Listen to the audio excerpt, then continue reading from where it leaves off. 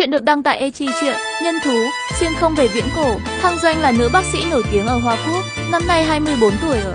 Bởi vì phát hiện bạn trai phản bội, trong một lần theo đoàn y bác sĩ tình nguyện khám bệnh ở đảo Tam Thanh, vì lơ là không may khiến cho chiếc xe cô đang lái gặp tai nạn, lăn xuống núi. Khi tỉnh lại, ngoại trừ cô và hành lý cùng chiếc xe bị nát bét bên cạnh, thì không có ai, xung quanh toàn là rừng núi âm u, cây cao chọc trời. Thăng Doanh không khởi động được xe, chỉ đành kéo theo hành lý, tự mình tìm được trở về, nhưng điện thoại thì mất sóng, không có tín hiệu, gọi taxi cũng không được. Thăng Doanh chỉ đành đi từng bước, tìm đường, nhưng ai nói cho cô biết, thế giới mà cô đang ở làm sao có thể có loài động vật to lớn như con hổ răng kiếm đã tuyệt chủng, lại còn biết bay nữa chứ. Thăng Doanh còn chưa kịp chạy trốn, đã bị nó ngậm bay đi.